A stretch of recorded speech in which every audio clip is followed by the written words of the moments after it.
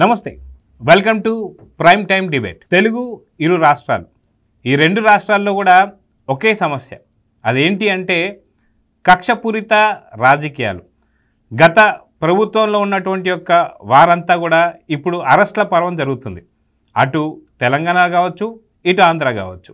అయితే రెండిట్లో కూడా కక్షపూరిత రాజకీయాలు జరుగుతున్నాయా? సో కక్షపూరిత రాజకీయాలే అని చెప్పి ఏపీ ప్రజలు అనుకుంటున్నారా? తెలంగాణ ప్రజలు కూడా అదే భావిస్తున్నారా? అయితే వీటి మీద డిస్కస్ చేస్తాను. మనతో పాటు పొలిటికల్ అనలిస్ట్ అంకమరావు గారు, అదేవిధంగా సీనియర్ జర్నలిస్ట్ కనకదుర్గ వడ్లమాని గారు. సార్ నమస్తే. సార్ నమస్తే మేడం. నమస్తే అండి. అంకమరావు గారు, మనం చూసుకుంటే గతంలో ఏపీలో చూసుకుంటే వైసీపీ అయితే ఉంది. ఈ వైసీపీకి సంబంధించి ఇప్పుడు చూసుకుంటే ఒక్కొక్కరు అరెస్ట్ పర్వం అయితే సాగుతుంది. ఇప్పుడు మొన్న చూసుకుంటే నందిగామ సురేష్ కావచ్చు, ఇప్పుడు విజయసాయిరెడ్డి అరెస్ట్ కాబోతున్నారని కావచ్చు, లేదా A3గా కూడా జగన్మోహన్ రెడ్డి ఉన్నాడనే కేసు కావచ్చు, ఇవన్నీ చూస్తూ వస్తున్నాం. అదేవిధంగా చూసుకుంటే ఇక్కడ తెలంగాణలో కూడా కేటీఆర్ ఏ క్షణానైనా సరే అరెస్ట్ అయ్యే అవకాశం ఉందని చెప్పేసి అంటున్నాం. నిజంగా ఈ కక్షపూరిత రాజకీయాలా కాదా అంటే ఏపీ ప్రజలు కావచ్చు, తెలంగాణ ప్రజలు కావచ్చు, వీటిని ఎలా చూస్తున్నారంటే ఏం చెప్తారు? ఇందులో మీరు చెప్పిన పేర్లలో ఎవరి మీద కూడా అభియోగాలు లేని వ్యక్తులు అయితే లేరు కదా, ఆధారాలు కూడా ఉన్నాయి కదా. మరి ఆధారాలు ఉండి అభియోగాలు ఉన్నప్పుడు వాళ్ళని అదుపులో తీసుకుంటే వచ్చిన నష్టం ఏంటి? అది కక్షపూరితంగా ఎలా అవుతుంది చెప్పండి. ఆధారాలు లేకుండా నారా చంద్రబాబు నాయుడు గారిని 52 రోజులు కారాగారంలో పెట్టి 53వ రోజు వరకు కూడా న్యాయస్థానానికి ఏ విధమైన ఆధారాలు ఇవ్వనందువల్ల న్యాయస్థానం వెలుసుబాటు కలగజేసింది. అది కక్షపూరిత చర్య. అలాగే ఎవరైతే ఉన్నారో అచ్చెన్నాయుడు గారు శస్త్రచికిత్స చేసుకొని అనారోగ్యంతో ఉన్నా కూడా, రక్తస్రావం అవుతున్నా కూడా నిర్బంధంగా తీసుకొని వెళ్ళి అన్ని రోజులు కారాగారంలో పెట్టి ఆయన మీద కూడా ఎలాంటి ఆధారాలు లేవు. ఆయన చెప్పినట్టు ఈ మామూలుగా వైద్య పరికరాలకు సంబంధించి కొనుగోలులో జరిగిందని చెప్పని ఆ రోజు ఆయన మీద అభియోగం మోపారు కదా, అందుట్లో వాస్తవం లేదని చెప్పని వాళ్ళే న్యాయస్థానాన్ని చెప్తే వెలుసుబాటు వచ్చింది. దాన్ని కక్షపూరితం అంటారు. అలాగే ధూళిపాడు నరేంద్ర గారికి సంబంధించి సంగం డైరీకి సంబంధించిన విషయాలు కూడా అట్లానే అదుపులో తీసుకున్నారు. కరోనా టైంలో ఆయన కూడా ఇబ్బంది పెట్టారు. దాన్ని కక్షపూరితం అంటారు. ఇలాంటివన్నీ చూసుకుంటామంటే 2019 నుంచి 2024 వరకు ఆంధ్ర రాష్ట్రంలో ఏ ఒక్క మాజీ శాసనసభ్యుడు కావచ్చు, లేకపోతే అప్పుడు ఉన్నటువంటి శాసనసభ్యులు కావచ్చు, ప్రతిపక్ష నేత మీద కావచ్చు, వాళ్ళు పెట్టిన అభియోగాల్లో ఒక్కదానికైనా ఆధారాలు చూపించారా? అదుపులో చాలామందిని తీసుకున్నారు, చాలా అభియోగాలు మోపారు. దేంట్లో అయినా సరే ఒక్క దాంట్లో అయినా ఆధారాలు చూపించారా? దాన్ని కక్షపూరితంగా చేశారు కాబట్టి, ప్రజలు గ్రహించారు కాబట్టి వాళ్ళకి శిక్షలు వేశారు. గమనించుకోవాల్సిన అంశం. ఇప్పుడు ఈ ప్రభుత్వాలు దాన్ని కనుక కొనసాగిస్తే, అదే పందాగా అనుసరిస్తే వాళ్ళని ఇబ్బంది పెట్టిన వాళ్ళు అయ్యేవాళ్ళు నిస్సందేహంగా. మరి ఈ రోజుకి 210 రోజులు ఈ కూటమి ప్రభుత్వం అధికారంలోకి వచ్చేసి, మరి ఇంతవరకు చూసుకున్నా కూడా ఇందాక మీరు పేర్లు చెప్పారు, అందులో విజయసాయిరెడ్డి లేడు, జగన్మోహన్ రెడ్డి లేడు, సజ్జల రామకృష్ణారెడ్డి లేడు, పెద్దిరెడ్డి రామచంద్రారెడ్డి లేడు, మిథున్ రెడ్డి లేడు. మరి వీళ్ళు ఎవ్వరు లేరు కదా. మరి వీళ్ళ ఎవరిని తీసుకోకుండా కక్షాదింపు ఎలా అవుతుంది? అయితే జరిగిన 1-2 ఏదైతే సోషల్ మీడియాకి సంబంధించి కానీ వీటి కేసుల్లోనే కక్షపూరిత రాజకీయాలు అని చెప్పి దాన్ని చాలా పెద్ద ప్రభావితంగా వాళ్ళు సోషల్ మీడియాలో చూపిస్తూ వస్తున్నారు. సో ఎందుకని ఇక్కడ ఉన్నటువంటి ప్రభుత్వం ఎందుకని దాన్ని ఆపలేకపోతుందంటే ఏం చెప్తారు? ఇప్పుడు రఘురామకృష్ణరాజు గారిని అదుపులో తీసుకున్నారు, ఆయన్ని చంపాలనే ప్రయత్నం చేశారు. అదృష్టం బాగుండి ఆ రోజు చంద్రబాబు నాయుడు గారు కూడా అడ్డం పట్టడం వల్ల ఆయన ప్రాణాలతో ఈరోజు మనందరం చూడగలుగుతున్నాం. మరి ఆయన ఈరోజు ఉపసభాపతిగా ఆయన నియమితులు అవ్వడం కూడా జరిగింది. మరి అలా చేసిన ఆ ప్రభుత్వంలో ఉన్నప్పుడు సహకరించినటువంటి పోలీసు అధికారులు ఈ ప్రభుత్వంలో ఆ రోజు గోడలు దూకెళ్ళారు, అర్ధరాత్రి పూట వెళ్ళారు, తలుపులు బద్దలు కొట్టుకొని వెళ్ళారు, ఆడపిల్లలను కూడా చూసుకోకుండా వాళ్ళ వస్త్రాధారణ చేసుకునే అవకాశం కూడా ఇవ్వకుండా తీసుకొని వెళ్ళి ఆడావుడి చేశారు. మరి ఈరోజు అట్లాంటి ఉదంతం ఎక్కడన్నా జరిగిందా ఆంధ్ర రాష్ట్రంలో? ఏ ఒక్క నాయకుడైనా ఆ విధంగా చేశారా? మీరు అన్నట్టు వర్రా రవీందర్ రెడ్డి తీసుకుందాం, బోరుగడ్డ అనిల్ని తీసుకుందాం. బోరుగడ్డ అనిల్ విషయంలో న్యాయస్థానం ఏమని చెప్పింది? ఇలాంటి వాళ్ళకి ఎలుసుబాటు ఎలా ఇస్తాము చాలా స్పష్టంగా చెప్పింది కదా. అలాగే పిఎస్ఆర్ ఆంజనేయులు ఇంకెందుకు అదుపులో తీసుకోలేదని అదే న్యాయస్థానం చెప్పింది కదా. కానీ తీసుకోవట్లేదు. ఇది కదా ఈరోజు ప్రజలు చర్చించుకుంటుంది. ఒకవైపునేమో అర్ధరాత్రి పూట గోడలు దూకెళ్ళేసి నానా హంగామా చేసిన పోలీసులు కూడా వీళ్ళే కదా. మరి ఈరోజు ఆ రోజు వద్దన్నా కూడా వాళ్ళు అదుపులో తీసుకున్నారు, హడావుడి చేశారు. ఈరోజు అన్ని ఆధారాలు ఉండే అదుపులో తీసుకోమంటే వీళ్ళు ముందుకెళ్ళట్లేదు. ఇది కదా ఇప్పుడు చర్చించుకుంటుంది ప్రజలు. కక్షపూరితం అనేది ఇక్కడ ఎక్కడుంది? ఎక్కడ కక్షపూరితం అనేది లేదు కదా. చట్టబద్ధంగా చంద్రబాబు నాయుడు గారు చట్టబద్ధంగా చేసుకుని వెళ్ళిపోతున్నాడు ఆయన. దానికోసం వీళ్ళు హడావుడి చేస్తున్నారు. కాకపోతే ఏందంటే వీళ్ళు చేస్తున్న తప్పు ఏందంటే వాళ్ళు చేసినట్టు 4-5 లోనకు తీసుకెళ్ళి కుమ్ముడు గుమ్మి చేయాల్సిన విధంగా చేసి పోలీసుల పరిభాషలో వాళ్ళు చేయాల్సిన పనులు చేసినట్టయితే ఇలా తృప్తికరంగా ఉండేది, ప్రజలకు కూడా తృప్తిగా ఉండేవాళ్ళు. వీళ్ళు ఏంటంటే చట్టం వాళ్ళ దగ్గర చేసిన దొంగతనాలు కనపడుతున్నాయి, దోపిడీలు కనపడుతున్నాయి, హత్యలకు సంబంధించిన ఆధారాలు కనపడుతున్నాయి. కాబట్టి సాక్ష్యాధారాలు మన దగ్గర ఉన్నాయి కాబట్టి మొత్తాన్ని క్రోడీకరించి ఒక్కసారిగా వాళ్ళని కనుక న్యాయస్థానం ముందు కూర్చోబెడితే మళ్ళీ బయటకు వచ్చే వెలుసుబాటు లేకుండా చేయాలని వీళ్ళు ప్రయత్నం చేస్తున్నారు. దానికి ఇంకా చాలామంది అధికారులు సహకరించట్లేదు. ఈ విషయంలో కూటమి ప్రభుత్వం ఒకసారి ఆలోచించుకోవాలి. చంద్రబాబు నాయుడు గారు లాగా ఆలోచించలేకపోతున్న మిగిలిన వాళ్ళందరూ కూడా ఒకసారి ఎందుకు ఇలా జరుగుతుందనేది ఆలోచించుకోవాలి. అందరికీ ఆయన హెచ్చరికలు చేయాలా, అందరికీ ఇలా చేయమని చెప్పాలా? మరి మిగిలిన వాళ్ళు ఏం చేస్తున్నారో కూడా అర్థం కాని పరిస్థితి కనపడతా ఉంది. కాబట్టి మాటలకే పరిమితం అయిపోతుందనే అభిప్రాయం ప్రజల్లో ఉంటే మీరేమో వాళ్ళు ఏదో కక్ష తీసుకున్నట్టు మీరు అడుగుతున్నారు. వ్యత్యాసం అయితే ఉంది కదా.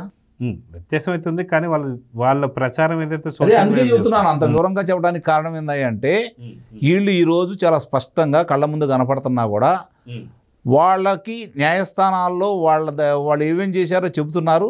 కొన్ని న్యాయస్థానాల్లో మరి వాళ్ళకి వెలుసుబాటు రావడం కూడా ఆశ్చర్యకరంగానే ఉంది. దానికి ప్రభుత్వం తరపు నుంచి వివరణ ఏందంటే సరైన ఆధారాలు ఉన్నా కూడా న్యాయస్థానం ఇచ్చేదానికి మనం ఏం చేయలేమనే అభిప్రాయం వాళ్ళు ఎక్కడ చూస్తున్నారు. కానీ నాకు తెలిసినంత వరకు అధికారులు చాలామంది పొందుపరిచే దాంట్లో కావచ్చు, ఆ అభియోగాల్ని ఆధారాలతో సహా న్యాయస్థానం ముందు పెట్టే విషయంలో సహకరించట్లేదని మాత్రం నేను చెప్పగలను. అలాంటి అధికారులందరినీ గుర్తించేసి వాళ్ళని విధుల నుంచి తప్పించేసి సరైన వ్యక్తులకు అప్పచెప్పాలి అంటే దానికి వీళ్ళు ఏమంటున్నారంటే అదే సిబ్బంది కదా, మొత్తం వాళ్లే కదా, ఒకళ్ళు కాదు ఒకళ్ళు వస్తున్నారు, వాళ్ళతోటి పని చేయించుకోవాలనే అభిప్రాయం వీళ్ళు వ్యక్తం చేస్తున్నారు. అది మాత్రం ఆలోచించుకోవాలి. అయితే ఈ విషయంలో చూసుకుంటే కనకదుర్గ గారు, మనకి తెలంగాణ ప్రాంతం కూడా ఇంకొక తెలుగు రాష్ట్రం అని చెప్పి అనుకోవాలి. అప్పట్లో సామంత రాజుల్లాగా వెలిగిపోయినటువంటి ఎవరైతే కేటీఆర్ కావచ్చు, కేసీఆర్ కావచ్చు, లేదా కేసీఆర్ ఫ్యామిలీ కావచ్చు, మొన్న ఈ మధ్య చూసాం మనం ఖచ్చితంగా కవిత గారు అరెస్ట్ చూసాం. ఇప్పుడు ఏ క్షణమైనా సరే ఖచ్చితంగా కేటీఆర్ అరెస్ట్ జరిగే అవకాశం ఉందని చెప్పేసి. సో ఇప్పుడు నిజంగా ఇక్కడ ఉన్నటువంటి కాంగ్రెస్ గవర్నమెంట్ కూడా నిజంగా కక్షపూరిత రాజకీయాలు తీర్చుకుంటుందా లేదంటే ఏం చెప్తారు? ఏంటి అసలు కక్షపూరితం అంటే ఏంటి కక్షపూరితం? ఇందాక సార్ చెప్పినట్టుగా వాళ్ళని వేసి వీరబాదుడు బాధక అది కక్షపూరితం. అట్లా చెయ్యట్లేకపోతుంటే వీళ్ళు అసలు చెయ్యట్లేదు కదా. ఏ ప్రభుత్వం కూడా, ఇటు రేవంత్ రెడ్డి కావచ్చు, అటు చంద్రబాబు నాయుడు గారు కావచ్చు, చేస్తున్నారు. అలాగా అసలు చేస్తుంటే ప్రజలు సంతోషించి ఉండేవాళ్ళు. అలా చెయ్యకపోవటమే ఈరోజు ఈ కక్షపూరితం అనే పదానికి వీళ్ళకి ఊతం ఇచ్చినట్టు అయింది. ఎవరికి? అపోజిషన్కి. అక్కడ అపోజిషన్ కావచ్చు, ఇక్కడ అపోజిషన్ కావచ్చు. 10 ఏళ్ళు బీఆర్ఎస్ దోచుకున్నది అసలు వాళ్ళు ఎన్ని తరాలు కూర్చుని తిన్నా తరగంది. అక్కడ జగన్మోహన్ రెడ్డి ఒక్కడు చేస్తే ఇక్కడ మొత్తం గంపగొత్తగా ఫ్యామిలీ దోచుకుంది కదా. ఇప్పుడు తెలంగాణ రావడం అనేది ఎవరికి లాభసాటి అయింది? ఎవరికైంది? ఒక్క ఫ్యామిలీకి అయింది. ఒక కుటుంబం కోసం తెలంగాణ వచ్చింది, అంతేనండి. కాబట్టి ఇవాళ అసలు రేవంత్ రెడ్డి కూడా కొంచెం అలసత్వం వహిస్తున్నారు వీళ్ళ విషయంలో. అయితే ఈ పాటి కేటీఆర్ ఎప్పుడు అరెస్ట్ అవ్వాలి? మనం ఎప్పుడనగా మాట్లాడాం కేటీఆర్ అరెస్ట్ గురించి. ఇన్ని రోజులైనా ఇంకా సీరియల్ లాగా అది సాగుతోందంటే ఇంకా వాళ్ళు కొద్దిగా ఎక్కడో కన్సర్న్ ఉందా అనిపిస్తోంది మనకి. కాబట్టి అసలు కక్షపూరితం అనే పదాలు లేదు, మా మీద అనవసరంగా కేసులు పెట్టారు అని ప్రతిపక్షాలు గగ్గోలు పెడితే వాళ్ళు ఒక్కసారి వాళ్ళ ట్రాక్ రికార్డ్ చూసుకోవాలి. గతంలో వాళ్ళు ఏం చేశారు, వీళ్ళు 10 ఏళ్లలో బీఆర్ఎస్ ఏం చేసింది, అక్కడ జగన్మోహన్ రెడ్డి ప్రభుత్వం 5 ఏళ్లలో ఏం చేసింది, వాళ్ళు అది వెరిఫై చేసుకుంటే అప్పుడు ఆ పదాలు వాడరు. ఏమీ లేదండి, ఇప్పుడు ఇక్కడ ఇష్యూస్ ఏమీ లేవు 2 రాష్ట్రాల్లోనూ. ప్రజలు కొంచెం సంతృప్తిగా ఉన్నారు చెప్పాలంటే. బీఆర్ఎస్ ప్రభుత్వంతో తెలంగాణ ప్రజలు విసిగిపోయారు. లేకపోతే ఊళ్ళల్లో అసలు అంత నెగిటివిటీ ఎందుకు వస్తుంది చెప్పండి? మేము రైతు బంధు ఇచ్చాం కదా అంటే అక్కడేమో పథకాలు ఇచ్చాం కదా అంటాడు, సంక్షేమ పథకాలు. అవి కాదు కదా. ఒక ప్రభుత్వాన్ని నడపడం అంటే ఓన్లీ సంక్షేమం ఇచ్చేస్తే నడుస్తుందండి? సంక్షేమ పథకాలు ఎంతమందికి వెళ్తాయి? నిజంగా మిడిల్ క్లాస్ వాళ్ళు హ్యాపీగా ఉన్నారా? వాళ్ళకు ఒక్క పథకం వర్తిస్తుందా? ఇవేవి కాదు కదా. మీకు అసలు ప్రభుత్వం నడిపే తీరు తెలియదు, మీకు అహంకారం మీ అందరికీ. అక్కడ జగన్మోహన్ రెడ్డికి ఒక రకమైన అహంకారం అయితే ఇక్కడ కేసీఆర్కి ఒక రకంగా ఉండేది. ఇంకా కేటీఆర్ అసలు ఎంతో చక్కగా ఉన్నాడు ఫస్ట్ 5 ఏళ్ళు అనుకుంటే నెక్స్ట్ టర్మ్ వచ్చేసరికి వాళ్ళకి ఎంత అహంకారం తలకెక్కిందండి ఒక్కొక్కడికి. ఎన్ని తప్పిదాలు అసలు. ఇది ఇప్పుడు ఈ కార్ రేస్ ఏదైతే ఉందో ఇది అసలు రిజల్ట్ రాకుండా నీకు అంత తొందరపాటు ఎందుకు కదా? చేతిలో చేసుకున్నదే కదా. 55 కోట్లు నువ్వు ఎట్లా ఇచ్చేస్తావు? హవాలా కిందకే వస్తుంది కాదు. మరి అది కక్షపూరితం ఎందుకైతే నువ్వు అక్కడ కనిపిస్తోంది. అక్కడ నువ్వు అసలు పేమెంట్ అకౌంట్స్ దగ్గర పర్మిషన్ తీసుకోవాలి, రిజర్వ్ బ్యాంక్ దగ్గర తీసుకోవాలా? అసలు ఎవరి దగ్గర తీసుకోకుండా నువ్వు ఇచ్చేయమని చెప్పడానికి ఇదేనా నీ సొంత జాగీరా? ఇది ప్రభుత్వం అనేది అది ఆలోచించాలి కదండి. అంటే ఎంత తెలివైన వాడైనా ఎక్కడో ఒక చోట తెలివి తక్కువగా ఇరుక్కుంటాడంటే అందుకు కేటీఆరే ఉదాహరణ. ఇంకా మాదేలే అక్కడ ఆయన 30 ఏళ్ళు అనుకున్నాడు, వీళ్ళు ఇంకో 10 ఏళ్ళు అనుకున్నారు. కాబట్టి ఇష్టానికి చేశారండి. అంటే వాళ్ళ సొంత జాగీర్లు అంతే, వాళ్ళ తాత సొమ్ము వాళ్ళు తింటున్నారు. ఆ రకంగా బిహేవ్ చేయబట్టి ఇవాళ అసలు ఈ పరిస్థితులు వచ్చాయి. ఇంకా ఈ అలసత్వం వద్దు. ఇందాక సార్ చెప్పినట్టుగా ఒక్కొక్కడిని సెల్లో వేసి ఒక నలుగురిని అంటే టాప్ వాళ్ళని బాగా కొడితే అప్పుడు కొద్దిగా భయం వస్తుంది. మనం నిన్న చెప్పుకున్నట్టుగా జగన్మోహన్ రెడ్డి కళ్ళల్లో భయం రావాలి. భయం రావాలంటే అతని బలం ఏంటో దాన్ని మనం విరవాలి కదా. ఆర్థికంగా కూడా అతన్ని బాగా ఇది చేయాలి, అతని మూలాల మీదే కొట్టాలి. అదేవిధంగా కేసీఆర్, కేటీఆర్, కవిత, హరీష్ రావు వీళ్ళ నలుగురికి ఉండే మూలాలు ఏవైతే ఉన్నాయో ఆర్థిక మూలాలు వాటి మీద కొట్టండి. ఇప్పుడు మాకు 60 ఎకరాలు సాగు చేసేసి ఇన్ని 100 కోట్లు వచ్చిందంటే ప్రపంచంలో ఎక్కడైనా వస్తాయా? చెప్పేవాడికి చెవుడైతే వినేవాడికి వివేకం ఉండాలట. ఆ రకంగా ఉంది ఇప్పుడు వీళ్ళందరూ చెప్పేది. అసలు ఎందుకు ఇంత ఆస్తులు ఎలా వచ్చాయి అన్న దాని మీదే అసలు ఎంత తొందరగా వీళ్ళని అరెస్ట్ చేయించండి. ఇన్ని ఎవిడెన్స్లు ఉన్నాయి, ఎవిడెన్స్లు ఉండి కూడా ఇంత డిలే అవుతోంది. అక్కడ ఏదీ లేకుండా అన్యాయంగా అక్కడ అరెస్ట్ చేశారు. ఇక్కడ రేవంత్ రెడ్డిని ఎట్లా అరెస్ట్ చేయించాడు? కూతురు పెళ్లి పెట్టుకుంటే పెళ్ళికి కూడా ఆయన హాజరు కానివ్వకపోతే అసలు ఎక్కడైనా అలా ఉంటుందండి? అంటే అది మినిమం కన్సర్న్ అది. ఓకే, అతను ఒక ముద్దాయే కావచ్చు, ఒక అరగంట టైం ఇస్తున్న సొమ్ము అనబోతుందా? అనుభవించండి. ఈరోజు రేవంత్ రెడ్డి కక్ష కాదు ఇది, అతను పక్కా ఆధారాలతో చేస్తున్నాడు. కాబట్టి కేటీఆర్ని ఒకసారి అరెస్ట్ చేస్తేనే మొత్తం అసలు బీఆర్ఎస్లో ఒక భయం వస్తుంది. ఇంకొకటి చూసారా మీరు, అరెస్ట్ అనేసరికి వీళ్ళేంటో అదేదో ఒక ర్యాలీ లాగా, వీళ్ళు ఏమన్నా స్వాతంత్రోద్యమంలో పాల్గొని పాపం జైలుకి వెళ్తున్నారా? అసలు ఏంటండి ఇది? నువ్వు ఒంటరిగా వెళ్ళి ఒంటరిగా రా, నీకు న్యాయవాది లేకుండా నేను లోపలికి వెళ్ళను, నేను ఒక్కడిని వెళ్ళను. ఏంటండి ఇది? అసలు ఏంటి మన ఇదే ప్రజాస్వామ్యం అంటే? తప్పు చేసి ఈరోజు నువ్వు దర్జాగా నీ కార్యకర్తలతోటి నువ్వు ఒక విచారణకు వెళ్తున్నావంటే ఇంతకంటే దౌర్భాగ్యం ఇంకోటి లేదు. కాబట్టి అసలు రేవంత్ రెడ్డి ఇప్పుడు చేయాల్సిన పని ఏంటంటే అసలు ఎవరైతే ముద్దాయి ఉన్నారో ముద్దాయి ఒక్కడే వెళ్ళాలి. అదే అంతగా సెక్యూరిటీ కావాలంటే ఆ సెక్యూరిటీ ఏదో 2-3 ఇవ్వండి, అంతమించి అవసరం లేదు. వీళ్ళు ఏమైనా బందిపోట్లా లేకపోతే వీళ్ళని ఎవడన్నా వచ్చి నరికేస్తాడా చంపేస్తాడా? ఎవడు చేయడు కదా. వీళ్ళు చేసింది ఆర్థిక నేరాలు. కాబట్టి వీళ్ళకి అసలు అలాంటి ఫెసిలిటీ ఇవ్వకూడదండి. ఏంటంటే అసలు వీళ్ళు ఒంటరిగా వెళ్ళాలి. ఇంతమందిని వేసుకుని వెళ్ళి ప్రజాధనాన్ని దుర్వినియోగం చేయడమే కాకుండా అసలు ప్రజల ఆస్తులకి రక్షణ లేకుండా అయిపోతుంది. తర్వాత అసలు ప్రజలకు ఎంత ఇబ్బంది అండి. వీళ్ళు ఎవరో కోర్టుకు వెళ్తున్నారంటే మన అందరం వేరే రూట్లలో వెళ్ళి ఆఫీసులకు లేటుగా వచ్చి మనకు అవసరమా ఇదంతా? మిమ్మల్ని ఎందుకు ఎన్నుకున్నారు? కాబట్టి ఇవాళ ఏ అంశం తీసుకున్నా రేవంత్ రెడ్డి ఖచ్చితంగా కరెక్ట్గానే చేస్తున్నారండి. చంద్రబాబు నాయుడు గారు ఇంకా ఫాస్ట్గా చేయాలి నన్ను అడిగితే. ఇప్పుడు అదే కదా అందరికీ కోపం. చంద్రబాబు నాయుడు గారు ఇంకా అదేంటి నీతి సూక్తులు వెల్లడిస్తారు, ఆయన అవే చెప్తూ ఉంటారు అని. అలా కాదండి. ఇప్పుడు రఘురామకృష్ణరాజు గారికి ఎంత ఘోరంగా చేశారో అట్లా ఒక్కళ్ళని చేయమనండి, ముఖ్యమైన వాళ్ళని. అవినాష్నో జగన్మోహన్ రెడ్డినో చెయ్యాలి అలాగా. అది మాత్రం ఖచ్చితంగా అందరూ కోరుకుంటున్నారండి. అదే అంకంరావు గారు మనం చూసుకుంటే నిన్న మొన్న మన డిస్కషన్లో వచ్చినట్టుంది, చాలా బెస్ట్ ఎగ్జాంపుల్ చెప్పారు. ఏంటి అంటే కక్షపూరిత రాజకీయాలు కావచ్చు, ఇంకోటి ఏదైనా కావచ్చు, అది ప్రజల్లోంచి రావాలి. ఏ ప్రజలు బయటకు వచ్చి నిరసన తెలియజేస్తలేదు, లేదంటే మాకు సరిగ్గా ఏం సంక్షేమ ఫలాలు అందడం లేదని చెప్పి వాళ్ళు అనడం లేదు. ఎవరు అనేది వీళ్ళ గురించి మనం పట్టించుకోవాల్సిన అవసరం ఉందని నిజంగా వాళ్ళ ఫ్యామిలీలో వాళ్ళే పట్టించుకున్నటువంటి పరిస్థితి వైసీపీకి సంబంధించిన నేతలు మనం చూస్తున్నాం. సో ఇప్పుడు ఉన్నటువంటి ఏపీ పరిస్థితి ఎలా ఉంది? ఎందుకంటే సంక్రాంతి రాబోతుంది, పండగ వాతావరణం రాబోతుంది, రోడ్లన్నీ కూడా గుంతలున్న రోడ్లను పూర్తి చేయడం జరిగింది, చాలా సుఖ సంతోషాలతో ఉన్నానని చెప్పి చూస్తున్నాం. సో ఈ పండగకి అసలైనటువంటి ఒక పండగ కాదా తెలిసిపోతుందని చెప్పి అనుకోవచ్చు అంటారా? అట్లా ఏం భావించాల్సిన అవసరం లేదు. ఎందుకంటే 5 సంవత్సరాలు ప్రజలు ఏ విధంగా మౌనంగా బరాయించారో చూసాం. మరి వాళ్ళు బజార్కి రాలేదు, అడావుడి చేయలేదు, ప్రభుత్వ ఆస్తులు ధ్వంసం చేయలేదు, ప్రభుత్వ గృహాలను దహనం చేయలేదు, ఎవరిని చంపలేదు. ఎవరి మీద దాడులు చేయలేదు. కానీ వాళ్ళ చేతిలో ఉన్నటువంటి బ్రహ్మాస్త్రమైనటువంటి ఓటు అనే ఆయుధంతో వాళ్ళు ఏం చేయాలో అది చేశారు. కాబట్టి ఆంధ్ర రాష్ట్ర ప్రజలు భారతదేశంలో విభిన్నంగా ఉంటారు, ఇది గమనించుకోవాలి. ఎందుకంటే వాళ్ళకి ఇష్టం లేకుండా రాష్ట్ర విభజన జరిగితే ఈ రోజు కూడా ఎక్కడ కూడా ఒక్క స్థానం రాలా. 3 ఎన్నికలు జరిగినాయి, శాసనసభకు కావచ్చు, లోక్సభకు కావచ్చు, చివరికి గ్రామ స్థాయిలో కూడా వాళ్ళు ఈరోజు ప్రాతినిధ్యం వహించే అవకాశం ఎక్కడ కనపట్లా. అంటే ప్రజలు ఆ విధమైన తీర్పు ఇచ్చారు, అది గమనించుకోలేకపోతున్నారు చాలామంది.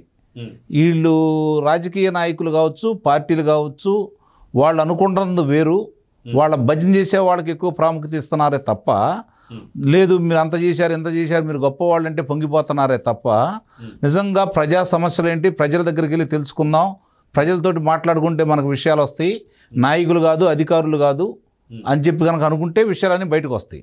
ఇప్పుడు ప్రజలు దరఖాస్తులు ఇచ్చారు, ఒక్కోళ్ళ మీద అభియోగాలు మోపుతూ రాష్ట్రంలో జరుగుతున్న అన్యాయాలకి అక్రమాల మీద, అందుట్లో 70% భూ వివాదాల మీదే వచ్చేసినాయి. దాన్ని ఇంతవరకు ఎంతవరకు పరిష్కారం చేయగలిగారు? అయినా సరే ప్రజలు తిరగబడరు, ఆంధ్ర రాష్ట్ర ప్రజలు.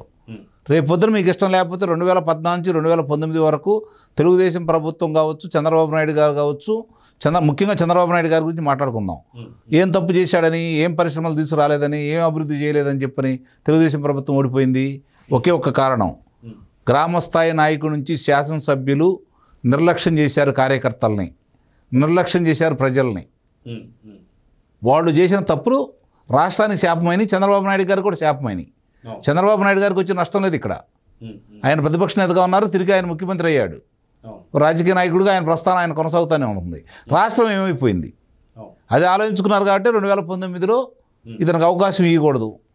ఆ రోజు గ్రామ స్థాయిలో వాళ్ళ మీద కోపంతోటో, శాసనసభ్యుల మీద కోపంతోటో, చంద్రబాబు నాయుడు గారి మీద ఉన్న అభిమానాన్ని కూడా మర్చిపోయి, చేసిన అభివృద్ధిని మర్చిపోయి మనం జగన్మోహన్ రెడ్డికి అవకాశం ఇచ్చాం. భవిష్యత్తులో అలా ఇవ్వకూడదని చెప్పి నిర్ణయానికి వచ్చారు. కాబట్టి 2024లో వీళ్ళకి ఇంత అఖండ విజయాన్ని చేకూర్చారు. చంద్రబాబు నాయుడు గారిని కాదనుకొని జగన్మోహన్ రెడ్డికి ఓట్లు వేసిన వాళ్ళు రేపు పొద్దున ఇదే విధంగా కొనసాగి వాళ్ళ గనక శిక్షలు వేయకపోతే మళ్ళీ ఓట్లు వేస్తారనుకుంటే మాత్రం అది అత్యాశ అవుతుంది. అయితే ఇప్పుడు మీరు అన్న పాయింట్లో నాకు వచ్చిన సందేహం ఏంటి అంటే 151 స్థానాల నుంచి 11 స్థానాలకు పడిపోయి ఇక్కడ కూటమి ప్రభుత్వం 164 స్థానాలు కైవసం చేసుకుంది, భారీ మెజారిటీ, పెద్ద మ్యాండేట్ అని చెప్పి అనుకోవచ్చు. కానీ ఇప్పుడు మీరు ఏదైతే అంటున్నారో, సో ఇప్పుడున్నటువంటి ఒక ఆంధ్ర పరిస్థితులన్నీ కూడా మీకు చాలా బాగా తెలుసు కాబట్టి ఎటువంటి పరిస్థితుల్లో ఉన్నా సరే మళ్ళీ జగన్ వచ్చే అవకాశాలు ఉంటాయా అంటే ఏమంటారు? జగన్కు ఓట్లేస్తారని నేను చెప్పట్లేదు. జగన్మోహన్ రెడ్డికి సంబంధించిన విషయంలో వాళ్ళు ఒక సంచలన తీర్పు ఇచ్చారు. దానికి అనుగుణంగా ప్రజల మనోభావాలను గుర్తించి ముందుకు వెళ్ళలేదనుకోండి, ప్రత్యామ్నాయం చూసుకుంటారు. జగన్ కాకుండా జగన్ కేసినా కూడా ఆశ్చర్యపడడం పని లేదు. ఎందుకంటే వాళ్ళు విసుగెత్తిన తర్వాత వాళ్ళు ఏమనుకుంటారంటే, మనం ఇంత చేసిన తర్వాత కూడా వీళ్ళు వాళ్ళకి శిక్షలు అయినప్పుడు వీళ్ళకి కరెక్ట్ మొగుడు వాళ్ళే అనుకుంటాడు ప్రజలు. ఎందుకంటే ప్రజలు రెండు రకాలుగా ఆలోచిస్తారు, మేలా లేకపోతే కక్ష. వాళ్ళు చేయనప్పుడు చేసే వాళ్ళకి మద్దతు తెలుపుతారు. అర్థమైందా?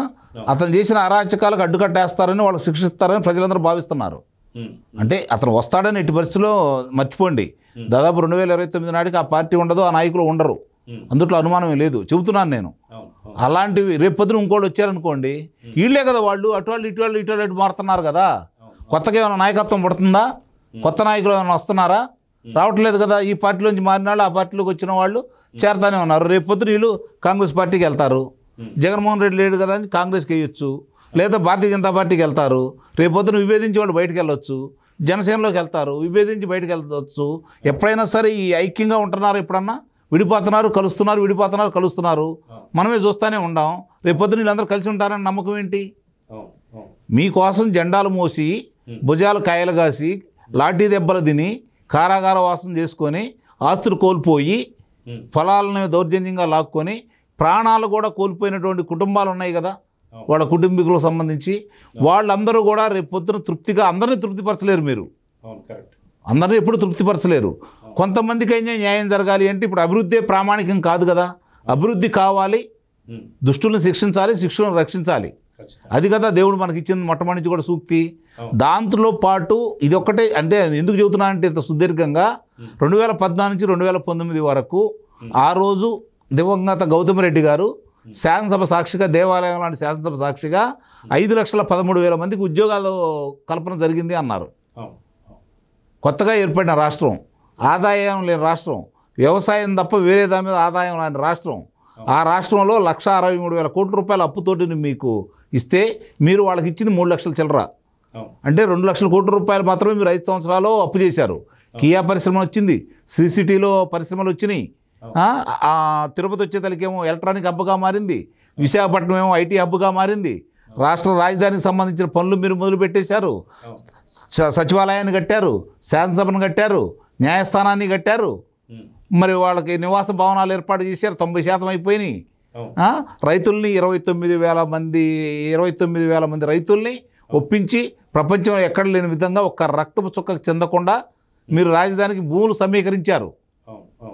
ఇవన్నీ మీరే చేశారు. కానీ ఎందుకు ఓడిపోయారు? ఆ ప్రాంతంలోనే కూడా ఎందుకు ఓడిపోయారు? ఇది కదా ఆలోచించుకోవాల్సింది. ఇది కదా ఈరోజు రాజకీయం చెయ్యాలి. ఎప్పుడైనా రాజకీయ పార్టీలు గుర్తుపెట్టుకోండి, రాజకీయంతో పాటు అభివృద్ధి కూడా జరగాలి. సంక్షేమం ఉండాలి, అభివృద్ధి ఉండాలి, రాజకీయం కూడా ఉండాలి. అప్పుడే కొనసాగుతూ ఉంటాయి. ఆ రాజకీయం కొరవడింది కాబట్టి దెబ్బతిన్నారంటున్నాను నేను. ఇప్పుడు జరుగుతున్నటువంటి కొన్ని విషయాలు కనుక మనం చూసుకుంటా ఉంటే, ఈరోజు చూసుకున్న చేరికలు చూసుకుంటా ఉంటే ఈ కూటమిలో చాలా బాధేస్తుంది జనాలకి, చాలా బాధేస్తుంది జనాలకి. ఇది కాదు కార్యకర్తలు కోరుకుంది, ఇది కాదు ప్రజలు కోరుకుంది. మరి వాళ్ళు రేపొద్దున దీన్ని ఆమోదిస్తారన్న నమ్మకం ఏంటి మీకు? ఆమోదించాలి, ఎందుకు ఆమోదించాలని చెప్పి వాళ్ళు భావిస్తే ఏంటి పరిస్థితి? ఆంధ్ర రాష్ట్ర పరిస్థితి ఏందో ఆలోచించండి. ఎవరైనా సరే భావోద్వేగాలతో ఓట్లేస్తారు, ప్రాంతీయ తత్వంతో ఓటేస్తారు, మతం గురించి ఓట్లేస్తారు, వివిధ అంశాలతో ఓట్లేస్తారు. ఇవన్నీ కూడా పరిగణలో తీసుకోవాలి కదా. అవన్నీ ఆలోచించుకొని ముందుకెళ్తే కూటమి ప్రభుత్వంలో జరుగుతున్నటువంటి లోపాలు ఏంటో గుర్తించండి ముందు. ఈరోజు కూడా ప్రజల దగ్గరికి మీరు ఇన్ని తీసుకొచ్చారు. ఇప్పుడు 4 లక్షల కోట్ల రూపాయలు పెట్టుబడులు వచ్చినాయి, కేంద్రం నుంచి కావచ్చు, బయట పరిశ్రమల నుంచి కావచ్చు. 2,63,000 మందికి ఉద్యోగ కల్పన కనపడతా ఉంది. ఇప్పుడు మీరు కనుక పనులు మొదలు పెడితే మరి ఇవన్నీ ప్రజల్లోకి వెళ్తున్నాయా? 3,000 రూపాయల నుంచి 4,000 రూపాయలు ఆయనకి సంవత్సరం బట్టి 5 సంవత్సరాలు పట్టింది. 2,000 నుంచి 3,000 రూపాయలు చేయడానికి మీకు 11 రోజులే పట్టింది. 12వ తారీఖు వచ్చారు మీరు, 1వ తారీఖు నాటికి అందించారు. కరెక్ట్గా ఎన్ని రోజులు పట్టింది చెప్పండి? 19 రోజులు పట్టింది. 19 రోజులు అందించారు కదా మీరు. ఎట్లాగే మిగిలిన అన్ని కార్యక్రమాలు జరుగుతూనే ఉన్నాయి కదా, పెట్టుబడులు వస్తూనే ఉన్నాయి గతంలో ఎప్పుడు లేని విధంగా. మరి ఇవన్నీ కూడా ప్రజల్లో చర్చ జరగాలి కదా, ప్రజలను భాగస్వాములు చేయాలి కదా. ఎందుకంత తృప్తిగా ఉన్నారా అసంతృప్తిగా ఉన్నారా అని మీకు ఎప్పుడు తెలిసిద్ది? ఎన్నికలు వచ్చినప్పుడే తెలిసిద్ది, అంతే కదా. దానికి 5 సంవత్సరాలు ఉంటుంది. ఈ 5 సంవత్సరాల్లో మేము తెలుసుకున్నాం అనుకుంటే మీ అంత ఆలోచన లేనట్టే నా దృష్టిలో. ఎందుకంటే అన్నీ మాకు తెలుసు అనుకుంటే ఎప్పుడైనా సరే జరుగుతున్న వాస్తవాలు మన కళ్ళ ముందు కనపడతానే ఉన్నాయి. ప్రజలను భాగస్వాములు చేయాలి. ప్రజలు చెబుతారు నిజాలు, అధికారులు చెప్పరు, రాజకీయ నాయకులు చెప్పరు. ప్రజల గురించి ఇప్పుడు ప్రజల్లోకి వెళ్తలేదని నేను అంటలేదు, కానీ మీరు చేసిన దాన్ని విస్తృతంగా ప్రజల్లో తీసుకెళ్లే కార్యక్రమంలో వాస్తవంగా ఇప్పుడు ప్రజలందరూ ఏం కోరుకుంటున్నారు, పార్టీ శ్రేణులు ఏం కోరుకుంటున్నారు, అది కదా ముఖ్యం. ఎందుకంటే పార్టీ కార్యకర్తలు లేని పార్టీ లేదు. ఇప్పుడు ఇంకోటి గమనించుకోవాల్సిన అంశం ఏంటంటే, మనకు 70 లక్షల మంది కార్యకర్తలు ఉన్నారు తెలుగుదేశం పార్టీకి అని చెప్పి మీరు చెబుతున్నారు. 70 లక్షల మంది కార్యకర్తలకు ఒకటే నాయకుడు చంద్రబాబు నాయుడు గారు. వాళ్ళు ఇంకో నాయకుడు ఊహించుకోవాలి, మీ గురించి ఆలోచించారు. నాయకుడికి ఏం కాదని చెప్పి ఎంతోమంది అసూలు బాశారు. కార్యకర్త రావచ్చు కానీ నాయకులు రారు కదా. వచ్చిన నాయకుడు ఏ విధంగా చేయాలనే దాని మీద ఇప్పుడు చర్చలు జరుగుతూ ఉన్నాయి. ఆయన పరిపాలన మీద, లేకపోతే ఆయన దూరదృష్టి మీద, ఆయన తీసుకొచ్చే పరిశ్రమల మీద, లేకపోతే వివిధ రంగాలకు సంబంధించిన దాని మీద ప్రజలేమీ వేరే ఆలోచన చేయరు. ఎందుకంటే ఆయన తీసుకొస్తాడు, సమర్థుడనే కదా ఈరోజు పట్టం కట్టింది. మరి ఆ సందర్భంగా జరుగుతున్నటువంటి కొన్ని పొరపాట్లు చెప్పినా కూడా చెవిటాడి ముందు శంఖంలాగా ఉంది.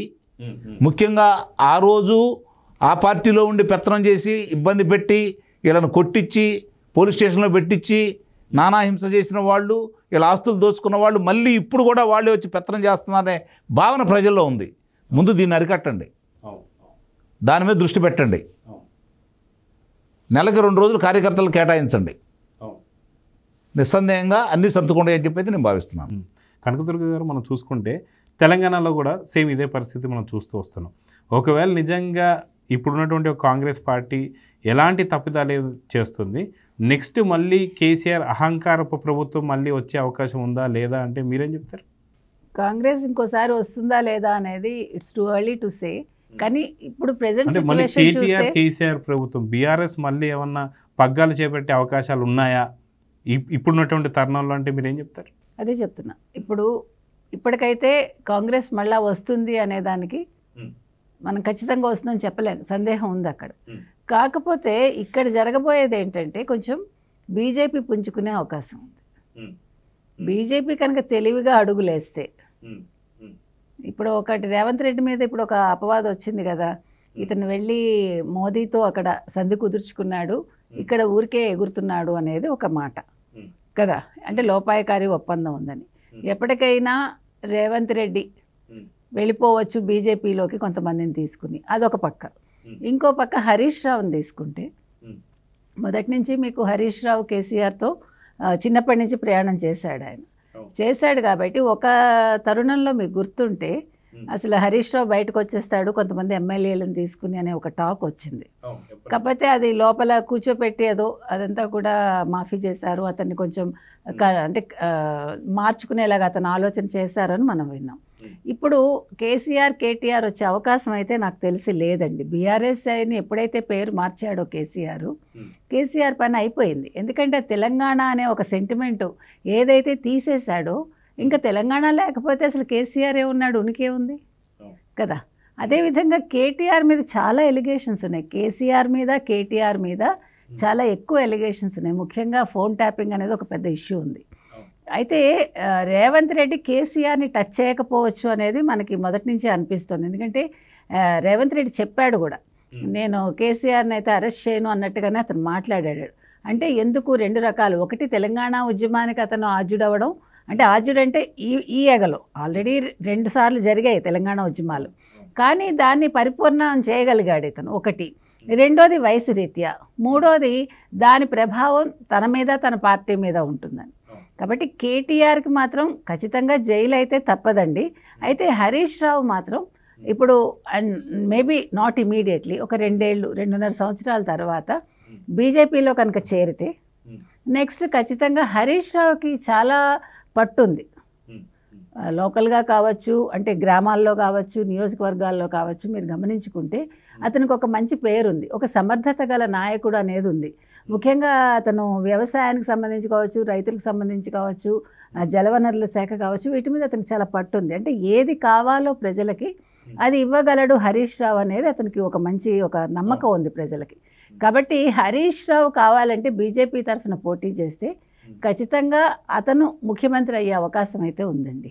అంతవరకు. అంతేగాని అసలు కేసీఆర్ మళ్ళా వస్తారు, బీఆర్ఎస్ వస్తుంది అనేది అసలు ఆలోచన అనవసరం అని నేను అనుకుంటున్నాను. అయితే అంకమరావు గారు, మనం చూసుకుంటే ఇందాక మీరు అన్నట్టుగా తెలుగుదేశం పార్టీ వరకు మనం చూసుకుంటే దాదాపు 70,000 మంది పైచిలుకు ఏదైతే వైసీపీ గవర్నమెంట్ వచ్చిన తర్వాత ఓన్లీ 2019 నుంచి 2024 లోపలే ఈ 70,000 మంది పైన కేసులు పెట్టడం కావచ్చు, వాళ్ళని ఏదైతే కేసులు పెట్టి ఇసికించడం కావచ్చు, సతాయించడం కావచ్చు, దానిపైన పూర్తిగా చాలా వరకు హత్యలు చేయడం కూడా కావచ్చు.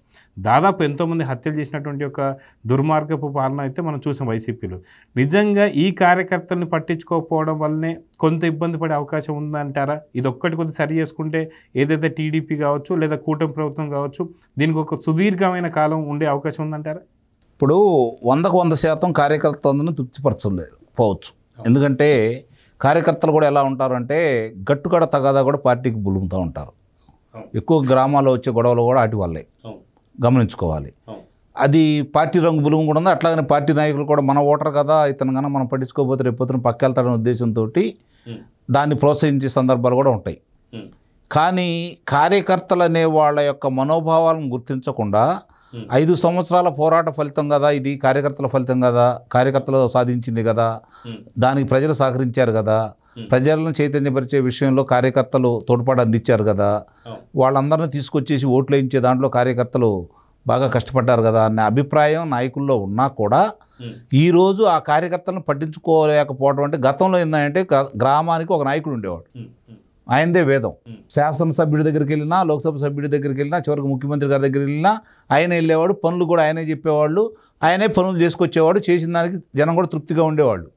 ఆయన మాట మీద వెళ్ళేది. ఇవాళ కాదు, అందరికీ అందుబాటులోకి వచ్చినాయి, చేతిలో సెల్ ఫోన్లు ఉన్నాయి, ఏది కావాలన్నా కూడా మెసేజ్లు చేస్తూ ఉన్నారు. 5 నిమిషాల్లో ప్రపంచంలో ఏం జరుగుతుంది అందరికీ అందుబాటులోకి వస్తూ ఉంది. ఈ సందర్భంగా ప్రజలకి మనం చెప్తే సరిపోదు, చేసి చూపించాలి. ఇప్పుడు కార్యకర్తలు అనేవాళ్ళు ఏమడుగుతారు, నేను ఇందా చెప్పినట్టు జరిగిన 5 సంవత్సరాల విధ్వంసానికి సంబంధించి పలానా వాళ్ళు మమ్మల్ని ఇలా చేశారు, మా మీద కేసులు ఉన్నాయి, పలానా వాళ్ళు ఈ పనులు చేశారు కాబట్టి వాళ్ళని రానియొద్దు, పార్టీలో చేర్చుకోవద్దు, వాళ్ళని అదుపులో తీసుకోండి, శిక్షలు వేయండి అని కోరుకుంటారు. ఇది న్యాయమైన కోరికే కదా, వాళ్ళేం గొంతెములు కోరట్లేదుగా. ఇప్పుడు 70 లక్షల మంది కార్యకర్తలు ఉన్నారండి. 70 లక్షల మందిలో 175 మందే కదా శాసనసభ్యులుగా పోటీ చేసేది, 25 మందే కదా లోక్సభకు పోటీ చేసేది. అంటే 200 కదా అక్కడికి. రాజ్యసభలో 11 మందికి అంటే 211 మంది పదవులు ఉంటాయి. నామినేట్ పోస్ట్ వచ్చేదానికి ఒక 500 ఉంటాయి అనుకోండి. మరి మిగిలిన ఎంతమంది కార్యకర్తలు ఏమి కోరుకోనట్టే కదా. అంటే 1% కూడా ఆలోచించినట్టే కదా పదవుల మీద. 1% కూడా ఆలోచించట్లేదు కదా. ఇక్కడ 1% గురించి ఆలోచిద్దామా, 99% మంది ప్రజల మనోగతాన్ని, కార్యకర్తల మనోగతాల గురించి ఆలోచిద్దామా? నిస్సందేహంగా 99 మంది కల్లా ఎవరైతే ఉంటారో వాళ్ళు ఎప్పుడూ ఉంటారు, వాళ్ళు ఎప్పుడు ఎట్టి పరిస్థితుల్లో కూడా ఓడిపోరు. అది నేను చెప్తున్నాను. నిజమైన కార్యకర్త ఎవరు కూడా రాష్ట్రం బాగుండాలి, పార్టీ బాగుండాలి, చంద్రబాబు నాయుడు గారు బాగుండాలని కోరుకుంటారు. అంతే తప్ప వేరే కార్యక్రమాలు కోరుకోరు. ఎవరైతే పదవులు ఆశిస్తున్నారో, ఎవరైతే రాజకీయాన్ని వ్యాపారంగా చేసుకోవాలనుకుంటున్నారో వాళ్ళే శాసనసభ్యుల దగ్గరికి వెళ్తారు, వాళ్ళే లోక్సభ సభ్యుల దగ్గరికి వెళ్తారు. కష్టపడి పనిచేసే వాడికి ఏం పని? 14 శాసనసభ్యుడితోటి, ముఖ్యమంత్రి గారితో ఏం పని? వాళ్ళు పనులు పెట్టుకోరు కదా. వాళ్ళని మర్చిపోయి ఏళ్ళనే గుర్తుపెట్టుకుంటే వచ్చే విపత్తులు అనమాట ఇవన్నీ. కాబట్టి ముఖ్యంగా వాళ్ళ గురించి పట్టించుకోవాలి, వాళ్ళ అభిప్రాయం తెలుసుకోవాలి. ఏం జరుగుతుందో వాళ్ళు చెబుతారు, గ్రామంలో ఏం జరుగుతుంది అనేది. వీళ్ళు మధ్యలో దళారీలు పదవుల కోసం వచ్చే వాళ్ళందరూ కూడా తప్పుతో పట్టించబట్టే కదా ఇట్లా జరుగుతూ ఉంది. ప్రచారం చేయాల్సింది, ప్రజలకు చెప్పాల్సింది కార్యకర్తలు. కాబట్టి కార్యకర్తలు దిశానిర్దేశం చేయగలిగితే, అందుకే నేను అందరూ రెండు విధాల కార్యకర్తలను చూసుకోవాలి, అభివృద్ధిని చూసుకోవాలి. చంద్రబాబు నాయుడు గారు అంటేనే అభివృద్ధి అనేది అందరికీ తెలుసు. చంద్రబాబు నాయుడు గారు ముఖ్యమంత్రిగా కాకతలికి నేను మారాను, ఇక నుంచి అన్ని పట్టించుకుంటానని అంటారు. ఎప్పుడు ఆయన అధికారంలోకి వచ్చిన తర్వాత CEO అయిపోతారు రాష్ట్రానికి. అక్కడే వస్తున్న ఇబ్బంది ఇన్ని జరుగుతున్నాయి. కాబట్టి ఈరోజు మళ్ళీ మీ భుజస్కంధాల మీద బాధ్యత ఉంది కాబట్టి పార్టీ మీద కూడా మీరు CEOగా మళ్ళీ మారండి.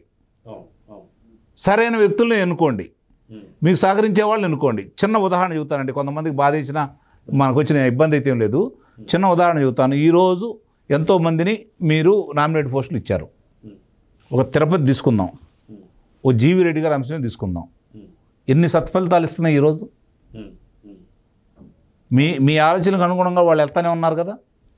మిగిలిన వాళ్ళు అలా ఎందుకు పని చేయలేకపోతున్నారు? సమీక్ష చేసుకోవాలా వద్దా? మీరు ఎంత పని చేస్తున్నారు రోజుకి? మిగిలిన వాళ్ళు మీ వేగాన్ని ఎందుకు అందుకోలేకపోతున్నారు? ఎప్పుడు మీరే పని చేయాలా? మోడీ గారు అక్కడ మొత్తం ఆయన చేస్తున్నాడా? లేదు కదా. అంటే ఇక్కడ గమనించుకోవాల్సిన అవసరం ఏంటంటే, పరిపాలన వేరు, పార్టీ వేరు, రాజకీయం వేరు. పరిపాలనతో సమానంగా రాజకీయం కూడా చేయండి అని మాత్రమే మనం కోరుకుంటున్నాం. సో ఫైనల్గా కనకదుర్గ గారు, మనం చూసుకుంటే తెలంగాణలో కూడా రానున్నటువంటి ఒక రోజుల్లో ఖచ్చితంగా ఇలాంటి ఏదైతే మనం చూసాం ఇంతకు ముందు కూడా, ఏదైతే పార్టీ మారిన తర్వాత మళ్ళీ ఏదైతే అపోజిషన్ పార్టీలు ఉన్న వాళ్ళే మళ్ళీ ఈ ప్రభుత్వంలోకి వచ్చి కూడా వీళ్ళు కూడా ఇదే ముసుగేసుకొని రావడంతో ఇలాంటి సమస్యలన్నీ కూడా ఏర్పడుతున్నాయి, మనకు కనిపిస్తున్నాయి. ఇదే ఏదైతే కార్యకర్తలు ఉన్నారో, ఏదైతే పార్టీ అభిమానులు ఉన్నారో వాళ్ళకి సహించడం లేదు. సో నిజంగా తెలంగాణలో ఇంతటి ప్రభావం ఉందా లేదంటే ఏం చెప్తారు?